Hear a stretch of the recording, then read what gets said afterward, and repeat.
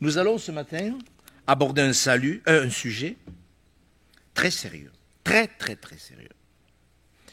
Pour cela, la Bible, le Nouveau Testament est rempli de textes. Vous avez vu le titre ? Peut-on perdre le salut ? Alors faisons 2 lectures, s'il vous plaît, nous en ferons beaucoup. Je ne sais pas si on aura le temps de finir. Je ne veux pas déborder. Je ne veux pas prêcher trop longtemps. On fera comme pour le repos, on le prendra en 2 fois. J'aimerais, mes frères et sœurs, que vous écoutiez. Beaucoup de chrétiens se sont perdus. Perdus. Ils allaient à l'église en pensant qu'ils étaient spirituels, mais ils n'écoutaient pas. Hébreux 10, 26. Car si nous péchons volontairement, après avoir reçu la connaissance de la vérité, il ne reste plus de sacrifice pour les péchés, mais une attente terrible du jugement et l'ardeur d'un feu qui dévorera les rebelles. Celui qui a violé la loi de Moïse meurt sans miséricorde, sur la déposition de 2 ou de 3 témoins. De quel pire châtiment pensez-vous que sera jugé digne celui qui aura foulé aux pieds le Fils de Dieu, qui aura tenu pour profane le sang de l'alliance, par lequel il a été sanctifié, et qui aura outragé l'esprit de la grâce. Car nous connaissons celui qui a dit « À moi la vengeance, à moi la rétribution », et encore « Le Seigneur jugera son peuple ». C'est une chose terrible de tomber entre les mains du Dieu vivant. Amen. Un texte terrible, justement. Une autre lecture, c'est le dernier enseignement, je pense, de la Bible. Vous savez, dans l'Apocalypse 22, il y a la dernière invitation, la dernière prophétie, il y a le dernier avertissement, le dernier enseignement, etc. Et là, nous allons voir le dernier enseignement, c'est terrible. Apocalypse, chapitre 22, verset 14 à 16. Je vous dis, c'est un sujet extrêmement sérieux que nous allons aborder parce que vous allez comprendre. Apocalypse 22, 14. Heureux ceux qui lavent leurs robes afin d'avoir droit à l'arbre de vie et d'entrer par les portes dans la ville. À ce sujet, je vais faire une étude sur le ciel. Ça vous intéresse, une étude sur le ciel? De voir tous les textes qui parlent du ciel, c'est très intéressant.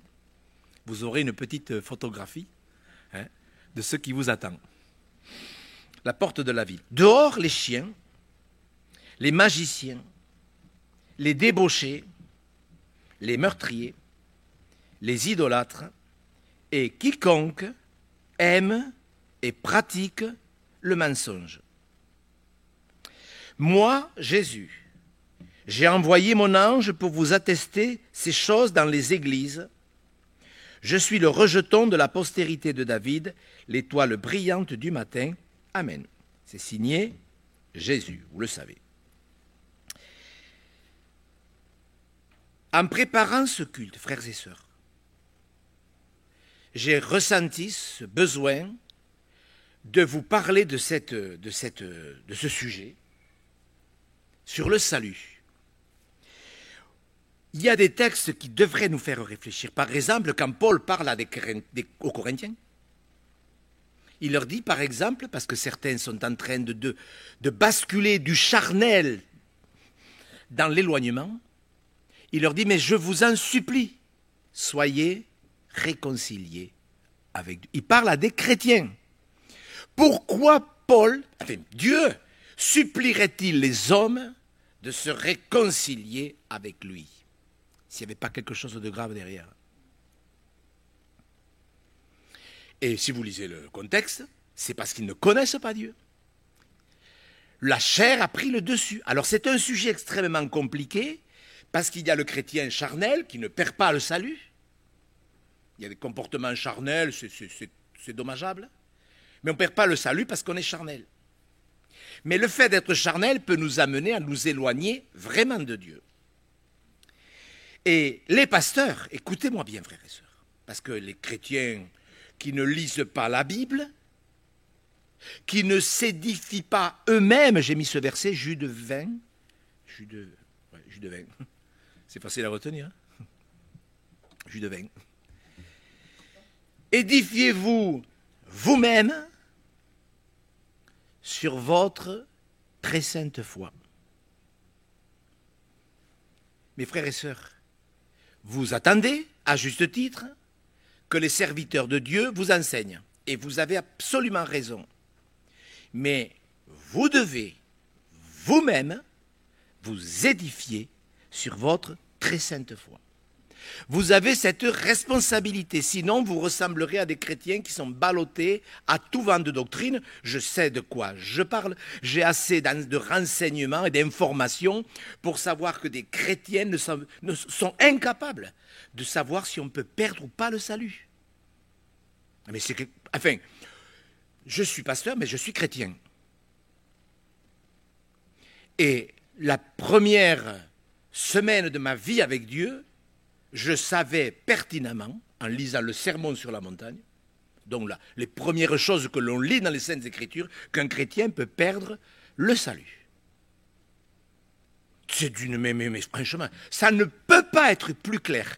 Vous voyez, je vais vous prêcher sur le ciel. Il y a des choses... C'est sûr que c'est compliqué, le ciel. Enfin, on aura l'éternité pour comprendre.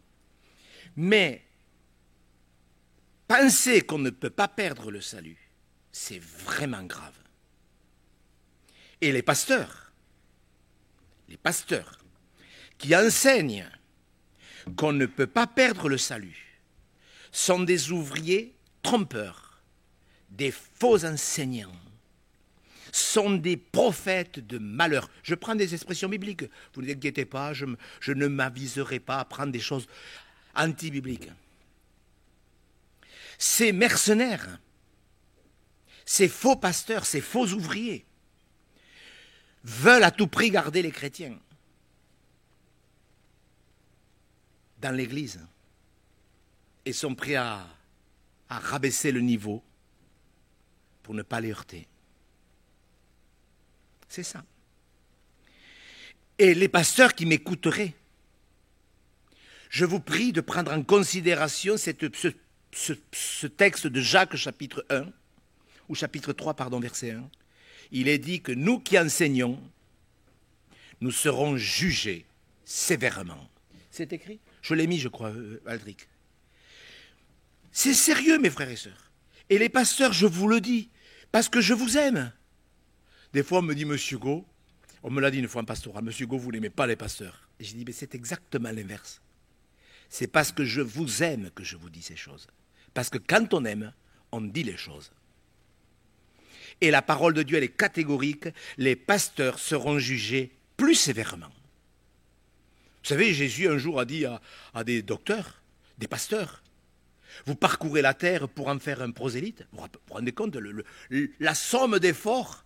Vous parcourez la terre pour en faire un prosélyte, c'est-à-dire un nouveau chrétien, et quand il est devenu, vous en faites un fils de l'AGN 2 fois plus que vous.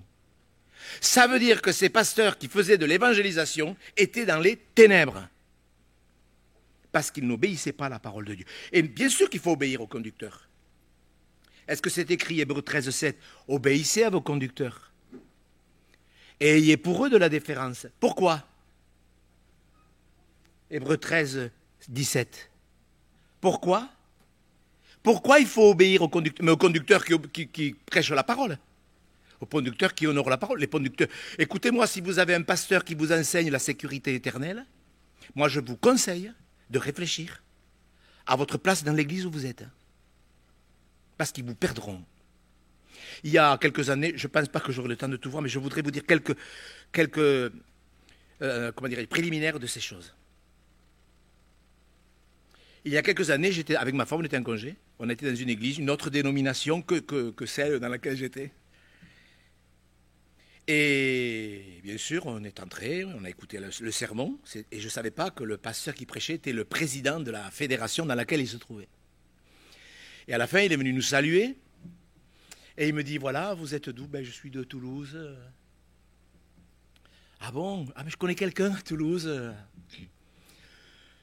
C'est le pasteur Go. Ah ben oui, je connais. Je connais. Oui, c'est moi. Alors comme c'était moi, il m'a dit, qu'est-ce que vous avez pensé de mon sermon? Ah, il dit, mais votre sermon, il était bien, sauf qu'il y a eu 3 erreurs. Au début, au milieu et à la fin, vous avez dit à 3 reprises qu'un chrétien ne peut pas perdre le salut. Et là, je ne suis pas d'accord. Et tout ce qu'il a dit était bien, mais tout a été annulé parce qu'il indiquait qu'en fin de compte, ce n'est pas grave, parce que vous ne pouvez pas perdre le salut. Vous savez, si vous dites à quelqu'un, vous ne devez pas dépasser le 90. Si vous dépassez le 90, vous aurez une amende, vous perdrez des points, vous irez en prison, j'imaginais. Mais, si vous le dépassez, ce n'est pas grave. Vous comprenez ce que je veux dire?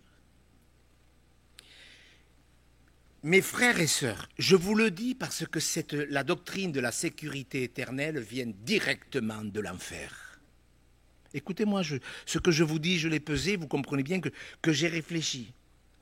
Et quand un pasteur doit être repris, j'introduis bien sûr pour les serviteurs de Dieu, vous savez, on va le lire dans Galates au chapitre 2, c'est vrai, c'est une longue introduction, mais quand même, quand on doit être repris, il faut être repris dans Galates au chapitre 2. Quand Pierre est arrivé à Antioche, qu'est-ce qui s'est passé? Regardez-le, je l'ai mis, oui. Je l'ai mis, mon frère, Galates, chapitre 2, versets 11 à 14. Regardez ce texte, c'est important, frères et sœurs, parce qu'il faut accepter d'être repris. Vous aimez être repris ou non, en fait? Alors, vous aimez ou vous n'aimez pas? Vous n'aimez pas sur le coup, mais après, vous, non? Bon, alors on dit, non, mais c'est vrai que c'est bien d'être repris. Moi, j'ai tellement l'habitude. Galates, chapitre 2, regardez, verset 11. C'est Paul qui parle. Lorsque Céphas, c'est-à-dire Pierre, vint à Antioche, je lui résistais en face parce qu'il était répréhensible. Répréhensible, ça veut dire quelqu'un qui mérite d'être repris. Et moi, je dois reprendre les pasteurs qui enseignent cette fausse doctrine. Parce que c'est grave. Regardez au verset 13. Avec lui, les autres juifs usèrent aussi de dissimulation, en sorte que Barnabas fut même entraîné par... Vous avez vu comment on a vite entraîné les serviteurs de Dieu à tomber dans cette hypocrisie? Mais c'est un truc terrible. Voyant qu'ils ne marchaient pas droit selon l'évangile. Mes frères et sœurs, quand on reprend, ce n'est pas pour le plaisir de reprendre, parce qu'en plus, on a vite fait de se tromper et de culpabiliser à tort. Ça, c'est grave. Mais quand on enseigne des fausses doctrines, et le diable s'en donne à cœur joie, pourquoi j'ai pris le texte que les chrétiens doivent s'édifier eux-mêmes sur leur très sainte foi? Parce que s'ils ne le font pas, ils sont dans le danger de céder à toutes les ruses et les méthodes du diable, et je peux vous dire qu'il en a des ruses et des méthodes.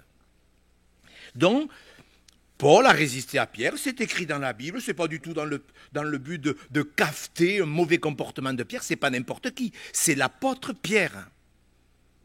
Et l'apôtre Paul a osé s'opposer à lui. Pourquoi? Parce qu'il était répréhensible.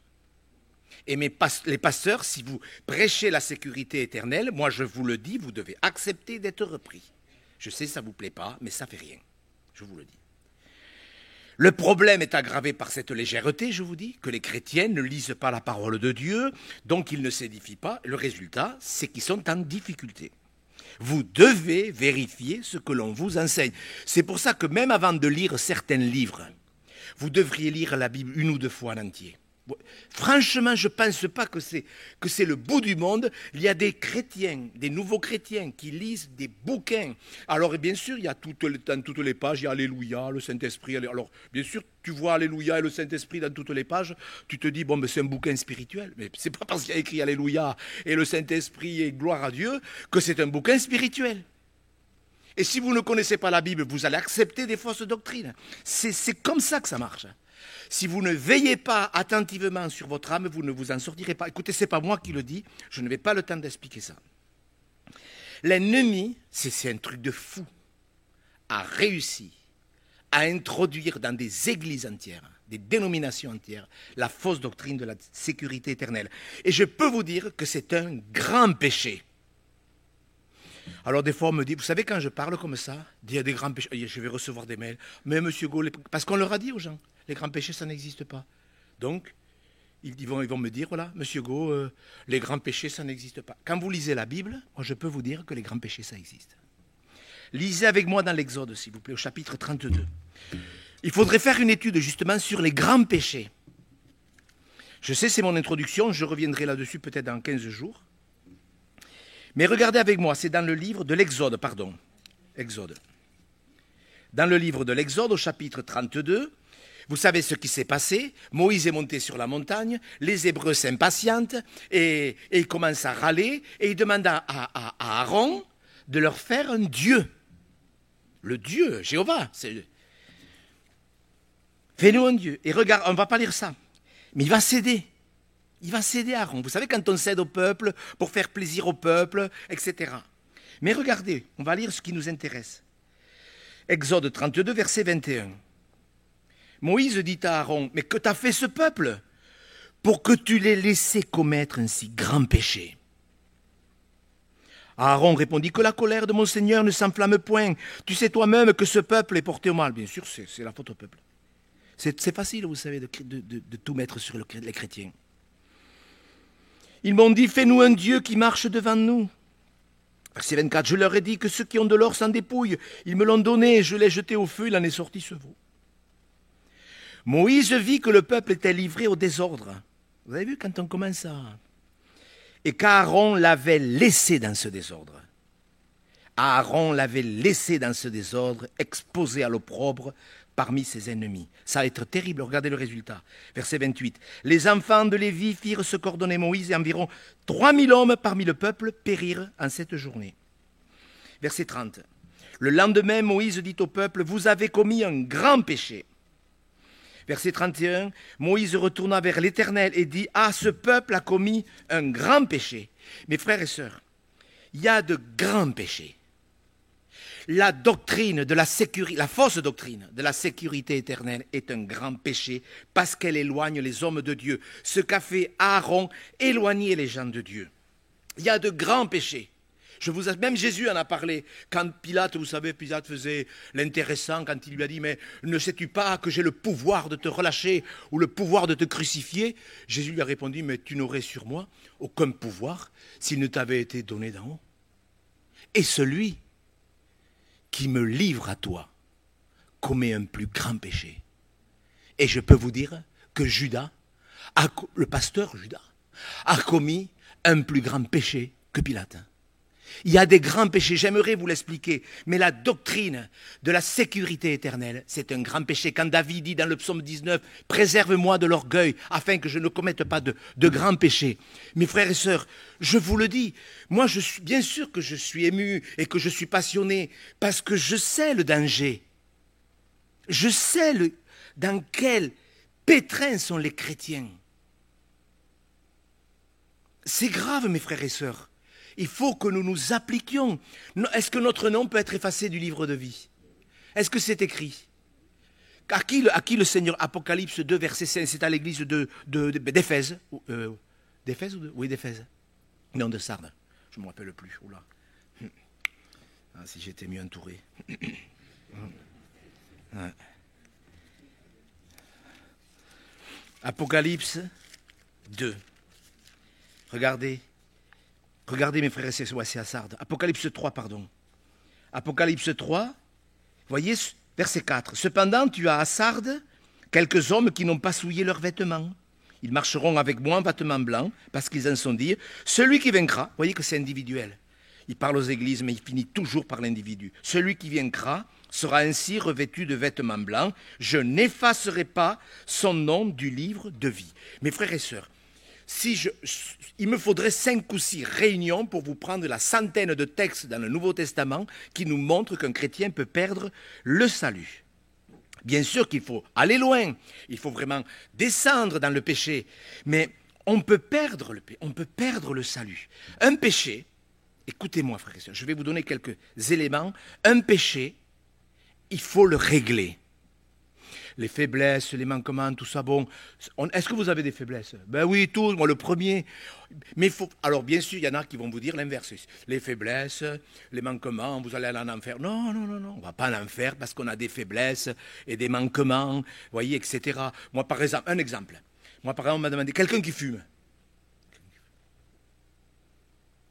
C'est quoi fumer? C'est un péché? C'est une dépendance? Est-ce qu'on perd le salut parce qu'on fume? Vous voyez ce que je veux dire? Moi, je pense que c'est une faiblesse, un manquement. Spurgeon fumait. Moi, j'ai entendu des pasteurs qui disaient que si quelqu'un fume, il est perdu. Moi, je ne peux pas le croire. C'est une dépendance et c'est un mauvais témoignage. N'en profitez pas pour continuer à fumer. Non, non, mais sérieux. Un péché, il faut le régler comme il faut. Prenons-en un. Vous avez vu? Bon, on n'a pas lu la suite, mais je confesserai mon nom. On va prendre un péché. Un vrai péché. Avant d'aborder autre chose, bien sûr. Matthieu 10, c'est 10, oui. Verset 33.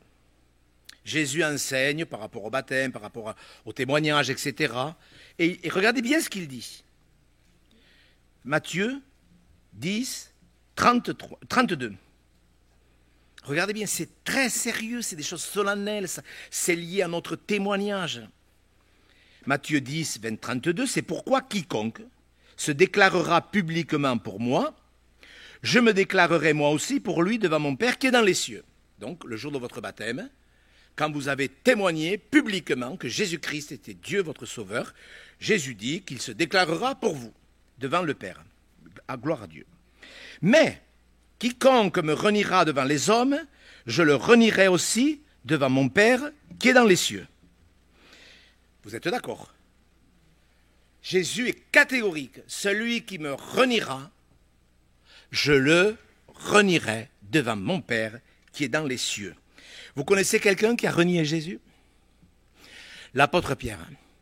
L'apôtre Pierre ne se connaissait pas lui-même. Vous savez, c'est difficile de se connaître soi-même. Il pensait bien sûr que les autres, mais lui non. Et vous savez comment il a renié Jésus? Luc 22. Il faut le prendre graduellement pour comprendre qu'il y a des faiblesses et des manquements. Il faut les régler, ça aussi. Mais les péchés, il faut les régler. Luc, regardez, Luc 22. Luc 22, quand Pierre renie Jésus, alors, Luc 22, on va prendre la dernière fois où il le renie, verset 60. Il y a eu du temps, hein? Luc 22, verset 60, Pierre répondit, « Homme, je ne sais ce que tu dis. » Parce que, bon, au même instant, comme il parlait encore, le coq chanta. Le Seigneur, moi c'est pour ça que j'ai pris ce texte, étant retourné, regarda Pierre. Un regard, frères et sœurs, c'est beau quand même.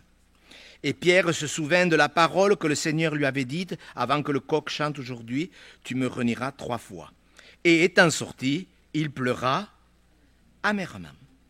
N'oubliez pas, Pierre était là quand Jésus a dit, celui qui me reniera, je le renierai. Pierre renie Jésus, c'est un péché.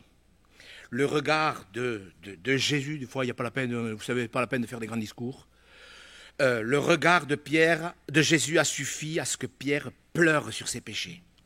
Mais ce péché, il a été réglé, vous connaissez un petit peu plus loin, en Jean 21, il faut le voir comment un péché se règle. C'est beau, en plus c'est écrit, vous savez, ça pourrait ne pas être écrit, hein, mais Dieu a voulu que l'on sache. Ça faisait la 3e fois que Jésus se montrait à ses disciples après sa résurrection, et voilà que ils sont partis, ils sont désœuvrés, Jésus n'est plus là, ils vont pêcher toute une nuit, ils ramassent rien, et au bout d'un moment, il y avait quelqu'un sur le bord du rivage, à une centaine de mètres. Quelle grâce! Quelle grâce! Jésus qui les attend, voyez, il les attend comment? Avec des charbons allumés, des poissons, grillé, du pain. Et quand ils étaient au bord, au bord à 100 mètres, avez-vous à manger? Et qui sait tout ça? Non, ils répondent. Et puis il y a Jean qui avait une sensibilité plus grande, qui dit, mais c'est le Seigneur. Et Pierre a sauté dans l'eau et il est allé le rejoindre. C'était la 3e fois que Jésus se montrait. Mais il n'a pas réglé la première fois. Il y a un temps pour tout. On l'a entendu dans le don. Au verset 15, Jésus prend Pierre à part et il lui dit, Pierre, est-ce que tu m'aimes? Vous connaissez ces textes. Est-ce que tu m'aimes, Pierre? Est-ce que tu m'aimes? Oui, Seigneur, tu sais. Paix, mes agneaux, etc. Et Dieu va réhabiliter Pierre dans un ministère extraordinaire. Le péché, ça se règle. La question, vous voyez, après, on pourrait aborder avec les anciens la question de la réhabilitation. Est-ce que Dieu peut réhabiliter des gens qui ont péché? Oui, s'il y a une véritable repentance. C'est un autre sujet, mais c'est quand même important de le dire. Parce que je sais qu'il y a des pasteurs qui ont peut-être chuté, qui m'écouteront, je le sais. Il y a des pasteurs qui ont quitté le ministère. Je voudrais également vous dire que s'il y a une profonde repentance, il y a une réhabilitation. Peut-être pas au ministère pastoral comme vous l'aviez, mais vous pouvez retrouver un ministère d'anciens. Je vous le dis, c'est très sérieux. C'est très sérieux. Le péché, on le règle. Vous entendez, frères et sœurs, le péché, c'est là que rentre en action ce verset qu'on est obligé de lire dans la foulée. Regardez avec moi dans 1 Jean, parce que ce verset, il est pris à travers par des millions de chrétiens pour justifier le péché. 1 Pierre, chapitre 1 Jean, écoutez quand je vous parle. 1 Jean, c'était pour voir, chapitre 1er, verset 6. 1 Jean, chapitre 1er, verset 6. Si nous disons, regardez bien, si nous disons que nous sommes en communion avec lui et que nous marchions dans les ténèbres, nous mentons. Mais nous ne pratiquons pas la vérité. Mais si nous marchons dans la lumière, regardez bien, si nous marchons dans la lumière, comme il est lui-même dans la lumière, nous sommes mutuellement en communion et le sang de Jésus, son Fils, nous purifie de tout péché. Vous êtes d'accord? Lorsque nous marchons avec Dieu, lorsque nous vivons avec Dieu, avec nos faiblesses, nos manquements, et même un péché que nous avons pu commettre, parce que la suite, c'est écrit, si nous disons que nous n'avons pas de péché, nous nous séduisons nous-mêmes et la vérité n'est pas à nous. Le gars qui commence à dire « moi je pêche jamais », bon, il a besoin de soins, c'est évident. Mes frères et sœurs, nous commettons tous des péchés, et nous devons les régler. Tous, les uns après les autres. Ça prendra du temps, mais ce n'est pas grave. Mais je les réglerai. Le péché, je le répète, on le règle. Il y a le péché, il y a les manquements et les faiblesses, ça n'a rien à voir. Il y a les péchés volontaires graves, comme celui de Pierre, où Jésus avait dit, celui qui me reniera, je le renierai. Mais il a été réhabilité. Pourquoi? Parce qu'il y avait une réelle repentance. Il y a plein de péchés involontaires. On va le voir, le péché involontaire. Peut-être pas aujourd'hui. Il y a le péché involontaire. Par exemple, ces derniers temps, on m'a écrit, j'ai reçu plusieurs mails, Monsieur Go, est-ce qu'on peut regarder Harry Potter? Moi, je n'ai jamais regardé Harry Potter, j'ai juste vu peut-être 10 secondes une bande-annonce. Et au bout de 10 secondes, j'ai enlevé, même la bande-annonce. Parce que j'ai vu de suite, enfin écoutez, que c'est de la sorcellerie. Et si vous êtes chrétien, mais écoutez, moi je ne sais pas comment vous le dire. Si vous êtes chrétien et que vous ne voyez pas le mal à regarder Harry Potter, c'est que ou vous êtes aveuglé, ou vous n'êtes pas converti. Je pense que c'est ça plutôt. Parce que quand même, quand on est converti, on a le Saint-Esprit. Et si vous ne voyez pas, moi je vous dis, j'ai regardé 10 secondes d'une annonce. Et j'ai vite changé.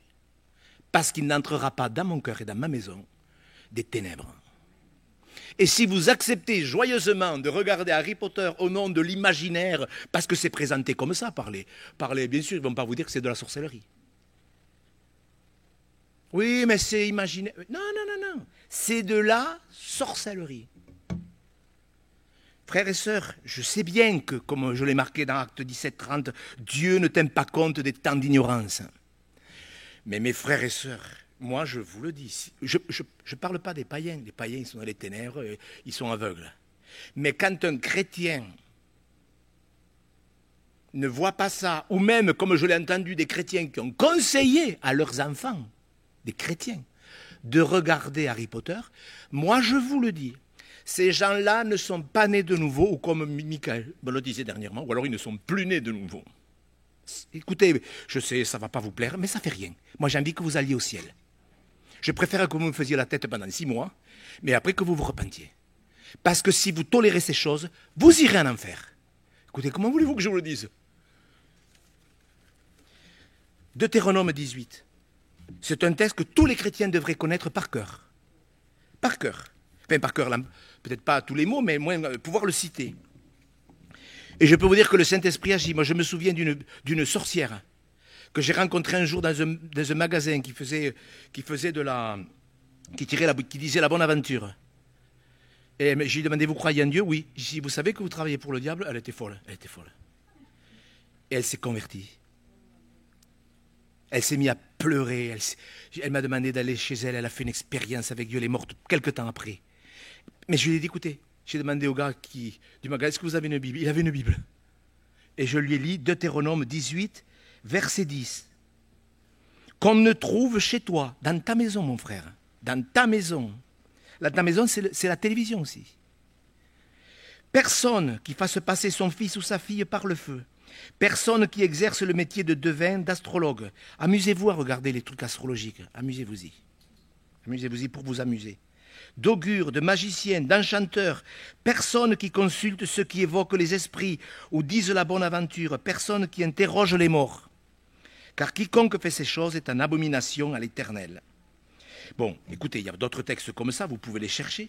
Frères et sœurs, quand on en arrive, mais je ne sais pas si vous vous rendez compte des chrétiens qui acceptent l'hypnose, des chrétiens qui acceptent de regarder des films érotiques, sataniques, de violence. Moi, je crois que quand on a le Saint-Esprit, il me semble qu'on est vite repris quand on voit quelque chose qui n'est pas à la gloire de Dieu. Si vous n'êtes pas repris en regardant des films que je viens de citer, laissez-moi vous dire que vous êtes en danger spirituel. Est-ce que vous comprenez, mes frères et sœurs? C'est pour ça que les gens sont insensibles. Vous vous rendez compte, ils regardent des saletés, ils regardent des choses mauvaises, ils font rentrer dans leur maison par le biais de la télé. Un jour, quelqu'un me disait, mais monsieur Gou, vous n'avez pas regardé cette émission? C'était de la magie. Je vous laisse. Mais j'ai dit, mais vous vous rendez compte? Je ne vais pas faire rentrer chez moi de la magie. Mais c'est que la télé. Mais quand vous regardez, si vous regardez par visio une prédication, est-ce que vous faites rentrer l'évangile? Eh bien oui. Il faut comprendre ce qu'est le péché. Oui, il y a de grands péchés. Oui, il y a des faiblesses et des manquements. Ne mélangez pas tout. Oui, il y a des temps d'ignorance, d'accord. Mais quand même, quand on est chrétien, on lit la Bible, moi je ne sais pas. J'ai par exemple des péchés compliqués. Matthieu 5. Je passe à un autre sujet, mais c'est un sujet qui vaut la peine d'être expliqué parce que des milliers de chrétiens se sont débattus avec ça. C'est le problème de la tentation. La tentation, est-ce que c'est un péché? Il y a plein de chrétiens qui pensent que la tentation, c'est un péché. Vous voyez? Quand Jésus dit, regardez bien comment il parle, c'est le Seigneur du ciel, lui qui a inventé, qui a institué le langage. Matthieu 5, 28. Moi, je vous dis que quiconque regarde une femme pour la convoiter a déjà commis un adultère avec elle dans son cœur. Vous entendez, frères et sœurs? Quiconque regarde une femme pour la convoiter. Il n'est pas dit quelqu'un qui est tenté en regardant une femme. Est-ce que Jésus a été tenté comme nous en toutes choses? Est-ce qu'il a commis de péché? Si Jésus avait commis un péché, c'était terminé. Il a pris un risque, je vous le dis. Il n'a pas commis un péché. Et pourtant, il a été tenté comme nous en toutes choses. Bon, certainement pas dans des choses grossières. Quand même, soyons sérieux. Soyons sérieux. Mais Jésus a été tenté comme nous en toutes choses, sans commettre de péché, c'est dans Hébreux au chapitre 4. Mais regarder une femme, être tenté en regardant une femme, bien sûr qu'il y a des tentations. Mais entre tenter en regardant une femme qui est belle, etc., ou la convoiter, comme dit Jésus dans ce texte, c'est pas la même chose. Parce que la convoiter, ça c'est un péché. La convoiter, tu ne convoiteras pas. Vous connaissez le Deutéronome 5, Exode 20, sur les 10 commandements, tu ne convoiteras pas la femme de ton prochain, ni la Mercedes de son prochain, etc. Le problème de la convoitise, je vais vous regarder avec moi dans Jacques. Regardez avec moi s'il vous plaît, parce que il faut comprendre ce qu'il faut régler, ce qu'il ne faut pas dépasser, ce qu'il faut pas dramatiser, ce qui est important. Regardez dans Jacques au chapitre 1, Jésus, enfin Dieu, au travers de l'apôtre, parle de ce problème de tentation. Il y a 5 étapes en vérité entre la tentation qui peut conduire à la mort spirituelle. Jacques 1, verset 13, que personne, lorsqu'il est tenté, ne dise « c'est Dieu qui me tente ». Ça aussi. Bon, je n'ai pas le temps de l'expliquer. Car Dieu ne peut être tenté par le mal et il ne tente lui-même personne. Regardez bien, mais chacun est tenté, alors, quand il est attiré et amorcé par sa propre convoitise. Vous voyez, il y a déjà 3 étapes, la tentation, l'attirance et l'amorce. Puis la convoitise, 4e étape, lorsqu'elle a conçu, enfante le péché, et le péché, étant consommé, produit la mort. Vous voyez bien qu'on peut perdre le salut. La tentation, il ne faut pas qu'elle se transforme en attirance. Je pense que l'apôtre Jacques prend l'image de l'hameçon, puisqu'il parle d'amorce. Un poisson qui se promène joyeusement dans la rivière et qui voit un petit ver frétiller à une dizaine de mètres. Il voit un petit ver. Donc, il se dit, voilà, mon 4 heures. Et donc, il est attiré et il est amorcé. Il y a des poissons qui s'échappent. Quand ils sont amorcés, vous le savez si vous avez pêché.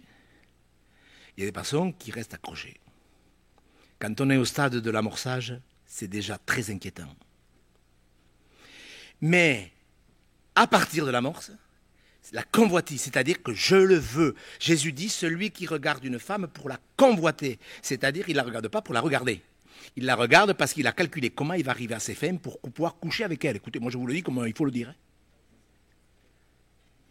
Comment voulez-vous que je vous le dise? La convoitise, c'est de dire, je sais ce qu'il me faut faire pour... Voilà, c'est vraiment le gars qui veut séduire une femme pour coucher avec. Mais le fait de voir qu'une femme qui est jolie, d'avoir une mauvaise pension, pardon Seigneur, voilà, ça c'est la tentation. Il faut être sérieux, frères et sœurs. Moi, j'ai vu des frères qui ont été toute leur vie troublés dans leur esprit parce qu'ils pensaient que la tentation, c'était la convoitise. Tout ça, c'est lié au sujet que je suis en train de vous aborder. Mais frères et sœurs, c'est archi sérieux. C'est archi sérieux. On ne peut pas faire n'importe quoi dans l'Église. Ce que nous sommes en train de voir, c'est l'éternité des gens. C'est notre vie éternelle. Est-ce que vous vous rendez compte, ça va durer longtemps, cette affaire? La vie éternelle. Oui, la vie éternelle avec Dieu ou la vie éternelle sans Dieu. Mes frères et sœurs, je voudrais vraiment terminer, parce que bon, l'heure passe. On peut perdre son salut. On y reviendra, on va lire le texte que j'ai lu en introduction, parce que c'est quand même quelque chose. Mes frères et sœurs, je ne sais pas ce que vous en pensez. Quand dans Hébreux au chapitre 10, je ne sais pas comment vous pensez le péché volontaire, le péché... Est-ce qu'il y a besoin d'une grosse explication sur le péché volontaire et involontaire? Hébreux 10. On l'a lu, le péché involontaire. Bon. D'ailleurs, si vous lisez dans Lévitique au chapitre 4, votre livre préféré, il y a tout un enseignement sur le péché volontaire et involontaire. Ça vaut la peine de... Bon, c'est compliqué, mais quand même, après cette étude, ça vous sera plus facile de lire Lévitique chapitre 4. Si nous péchons volontairement, vous voyez, quand on pêche volontairement, si nous péchons volontairement après avoir reçu la connaissance de la vérité, qu'est-ce qu'a fait Pierre? Eh bien, il s'est repenti profondément. Alors, on va lire un autre texte, parce que c'est un texte, je pense que il faut que je le prenne maintenant. Hébreux chapitre 6, verset 4. C'est un texte sur lequel beaucoup de chrétiens ont buté, et c'est vrai. C'est quand même un texte compliqué, je l'avoue. Prenons le temps.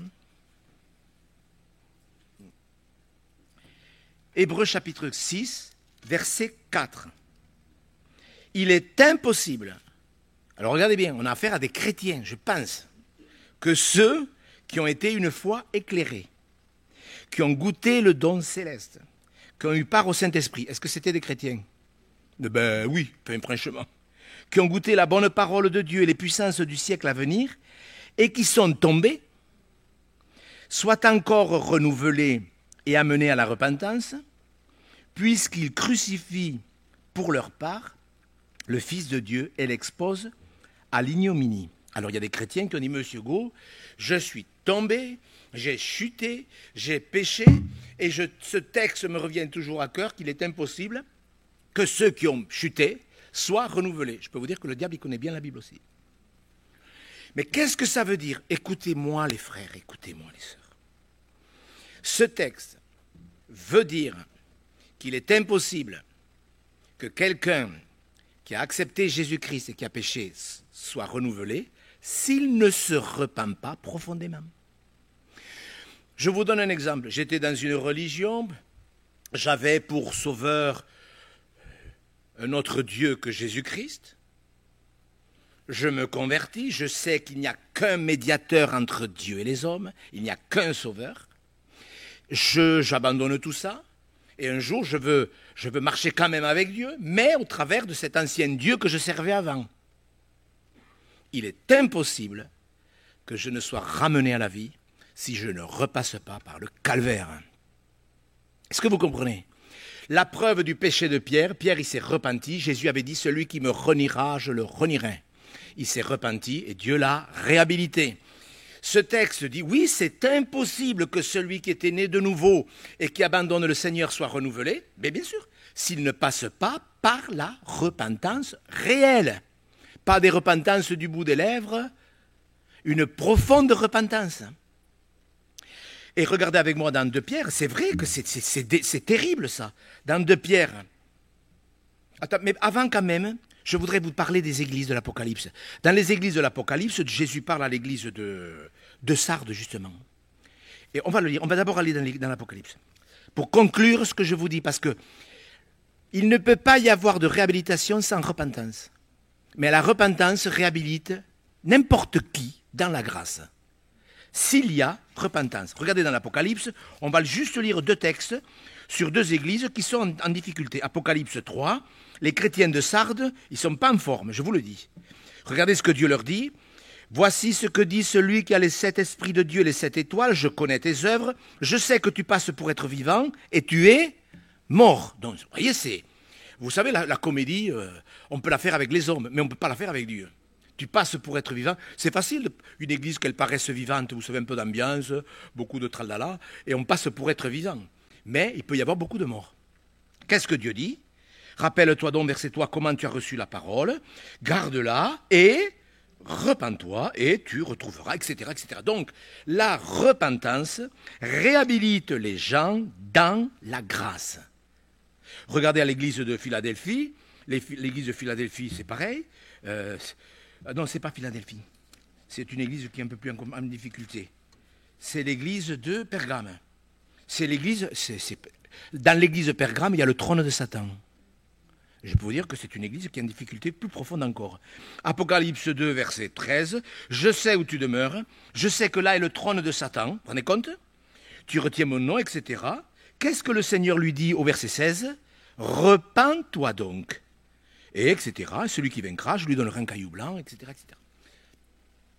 Donc c'est la preuve que même si vous avez vraiment péché, même si vous êtes mort, même si vous avez baigné dans les puissances de Satan, vous pouvez être réhabilité s'il y a une profonde repentance. Et là, il faudrait parler sur le blasphème du Saint-Esprit, vous voyez, pour vous expliquer ce que sont les blasphèmes et le blasphème du Saint-Esprit. On le fera une prochaine fois. Mais maintenant, nous revenons à 2 Pierre. Je sais que vous pourrez réécouter cette étude, mais je vous en supplie, mes frères et sœurs, soyez sérieux avec Dieu, soyez sérieux avec la foi, avec votre conscience. Paul dit, il recommande les chrétiens à toute bonne conscience. Il n'y a pas que la foi qui n'en est plus. Un chrétien, il a une bonne conscience. 2 Pierre, chapitre 2, verset Oui, on peut parler du verset 20. Madame Blanc, vous prêcherez à ma place la semaine prochaine. De Pierre 2, verset 20. En effet, si après s'être retiré des souillures du monde, par la connaissance du Sauveur et Seigneur Jésus-Christ, écoutez, c'est bien quelqu'un qui était chrétien, ça. Ils s'y engagent de nouveau et sont vaincus, leur dernière condition est pire que la première.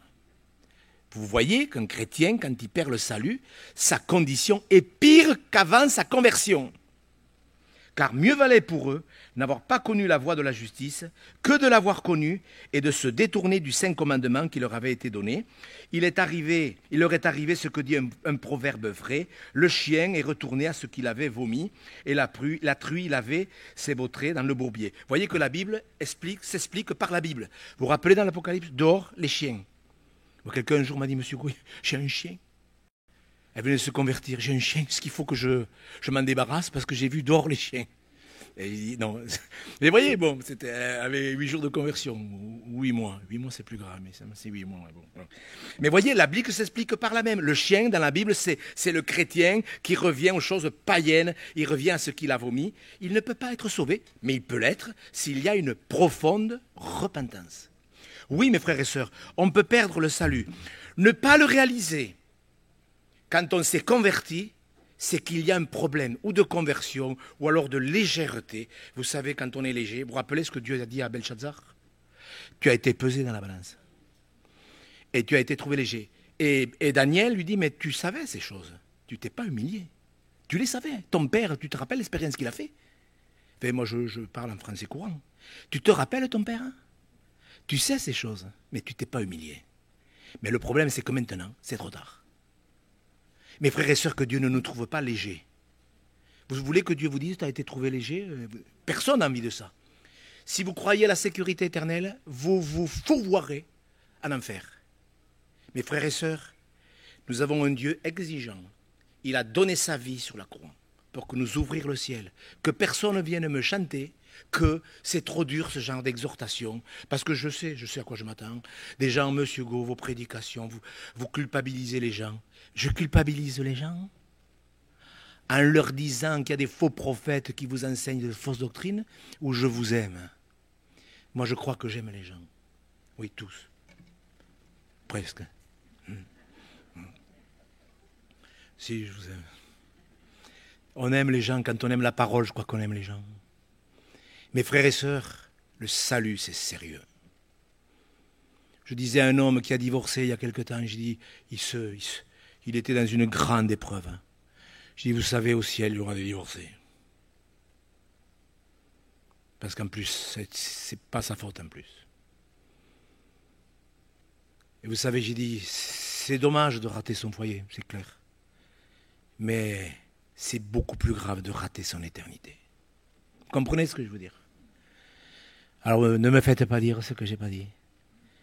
Mais mes frères et sœurs, le salut, il faut le garder. Est-ce que vous êtes d'accord qu'on termine en priant? Vous êtes d'accord? Est-ce que vous êtes d'accord qu'on termine en louant le Seigneur? Vous êtes d'accord? Est-ce que je peux demander à M. Rousseau-Fred de bien vouloir venir prier, s'il vous plaît? On va demander à Dieu de nous aider. Vous êtes d'accord qu'on soit des bons témoins? Et quel que soit le péché que vous auriez commis, sachez qu'une véritable repentance vous réhabilitera.